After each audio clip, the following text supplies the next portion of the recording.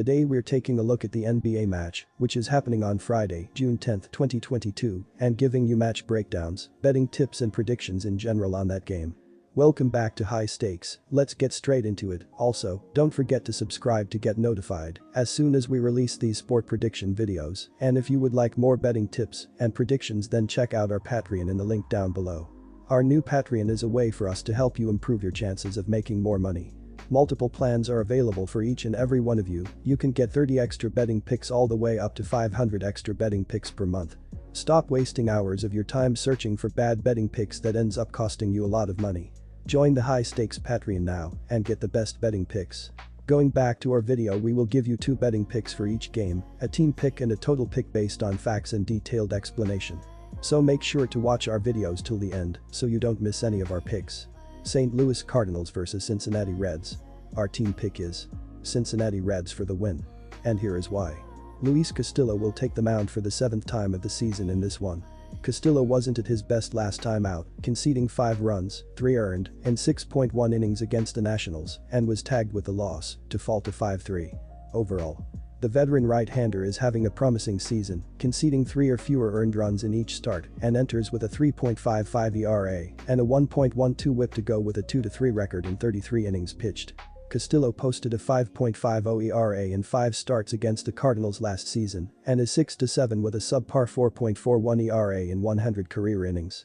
Andre Pallante will be on the hill for the 19th time of the season in the series opener. Pallante has been used primarily out of the bullpen and has been strong when pitching multiple innings. He limited the Cubs to only 1 run in 4 innings last Saturday.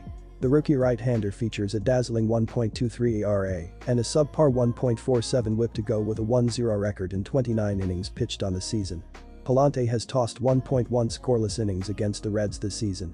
The Reds have a winning record over the last few weeks and are flourishing at the plate. Red starter Luis Castillo is pitching well, allowing 2 or fewer runs in 3 out of his last 4 starts, including 2 runs conceded against strong offensive teams in the Jays and Red Sox. Furthermore, the Cardinals are giving Adam Wainwright an extra day's rest, and the Reds avoid the Cards' top starters in Friday's series opener. The Reds' offense should be able to get to Cardinals starter Andre Pallante, considering he lacks big league experience and has been used mostly out of the bullpen this season.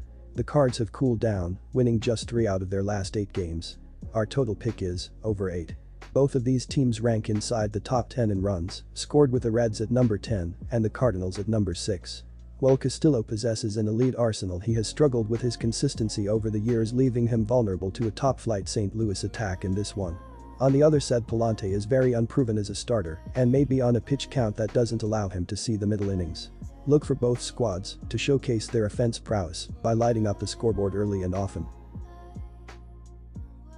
San Diego Padres vs Colorado Rockies. Our team pick is the San Diego Padres minus 1.5 runs. And here is why.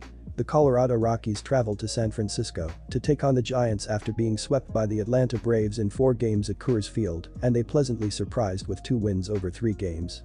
The Rockies almost got all 3 victories, but they lost Game 2 in the extra inning, but overall, they allowed only 7 runs in 3 meetings. Colorado beat San Francisco 4-2 in the final game of the series thanks to the Giants' 4 errors, 2 of which were made by Thairo Estrada. Estrada tripled in the 2nd inning and scored a run to give the Giants a 2-0 lead, but Brendan Rodgers, C.J. Cron, and Jonathan Daza gave Colorado a 3-2 lead in the 4th before Connor Joe's run in the 7th set the final score. Austin Gomber, 3-6, got his 3rd win of the season as he allowed 2 runs on 5 hits with 5 K and 1 BB in 6.0 innings. Alex Colom earned his 3rd save. The San Diego Padres lost the opening game of a 3-game series against the New York Mets, but dominated in the next 2 and scored even 20 runs in that span. San Diego now has 5 wins out of the previous 6 games and improved to a 35-22 record and climbed up to the 3rd place in the National League. The Padres had an 11-0 lead after 5 innings, and the only the Mets had done in this one was 2 runs in the 7th, but the hosts responded with 2 of their own and set the final score 13-2. Jake Cronenworth impressed with 3 hits, a single, double, and homer, and 5 RBI, while Jurickson Profar followed him with 2 hits and 3 RBI. They scored 3 runs apiece. Sean Mania, 3-3, got an easy win as he allowed 1 run on 3 hits with 3 K and 3 BB in 7.0 innings. The Rockies perhaps have a chance to win a game or 2 in this 4-game series, but it's going to be extremely hard to get past one of the best pitchers in the MLB right now on Friday. Despite a couple of surprising wins over the Giants in the most recent series, Musgrove is too good at the moment and he surely knows how to keep offenses at bay. Colorado Does have one of the most efficient offenses in the league, but Musgrove dominated them last year, and I am backing him to do it again here. Charlie Blackmon is pretty much only Colorado's batter who can hurt him. Chuck Nasty has 5-11 against Musgrove with 2 RBI. Our total pick is over 7, and here is why. This one features 2 decent pitchers, but this total is just too low. San Diego's offense has exploded for 20 runs over their last 2 games, and they did it facing off against 2 pitchers in Taijuan Walker and Chris Bassett that are both much better than Cull. As great as Musgrove has been this season, he won't have any breathing room with this low total. Both Cull and Musgrove are coming off great starts, but they also both have FIPs that are significantly higher than their respective ERAs, and thus can both be expected to run into some negative regression. Neither of these hurlers is likely to get rocked completely, so keep your eye on the line, but as long as it stays at 7 or 7.5, get your money down on the over to find the most +F spot. Boston Red Sox vs Seattle Mariners. Our team pick is Boston for the pick, and here is why. It has been a highly successful West Coast trip for the Boston Red Sox thus far, but the way in which they have won has been a surprise. When the Sox first caught fire over 2 weeks ago, the team was led by its offense. The Red Sox have jumped to the head of the line with the best team batting average in baseball and are moving up the ranks in runs scored per game. On this trip, however, it has been the Red Sox pitching that has been the story. The Sox pitching staff has thrown 3 shutouts in the past week, and that includes another complete game. There are 7 teams in MLB with a complete game this season, with only Boston having more than one, as Michael Wacha's complete game shutout was the team's 3rd complete game of the season. On Thursday night, starter Nick Pivetta and the Red Sox were done in by Shohei Ohtani at the plate and on the mound. Pivetta struck out 11 batters in 5 innings, but gave up a 2-run home run to Ohtani in the 5th inning to erase a 1-0 Boston lead. He then departed after the first 2 men reached in the 6th before Sox reliever Hirokazu Samura came in and gave up a 3-run home run to Andrew Velazquez that sealed the Sox fate and ended their 7-game winning streak. Ohtani struck out 6 Sox batters while allowing just a run in 7 innings. The Seattle Mariners were a sheep pick to make the playoffs this season after showing improvement in each of the last few seasons, highlighted by 90 wins last season. The Marines further encouraged enthusiasm by signing 2021 AL Cy Young Award winner Robbie Ray and completing a huge trade with Cincinnati that led to power-hitting third baseman Eugenio Suarez and of Jesse Winker.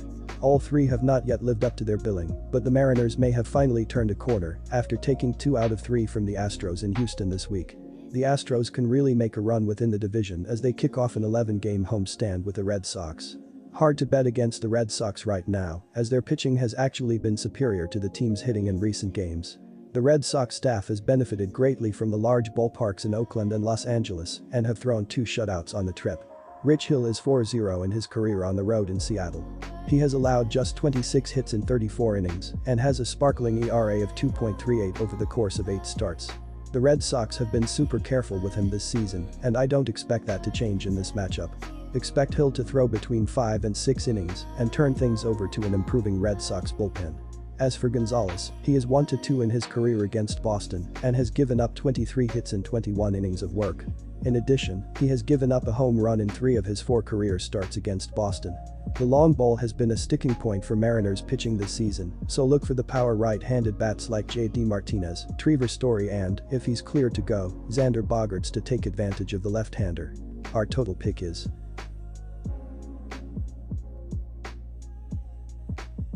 Disclaimer, no financial advice. The information on this channel is provided for education and informational purposes only, without any express or implied warranty of any kind, including warranties of accuracy, completeness, or fitness for any particular purpose. The information contained in or provided from or through this channel is not intended to be and does not constitute financial advice, investment advice, trading advice, or any other advice. The information on this channel and provided from or through this channel is general in nature and is not specific to you, the user, or anyone else. You should not make any decision, financial, investment, trading, or otherwise, based on any of the information presented on this channel without undertaking independent due diligence and consultation with a professional broker or financial advisory.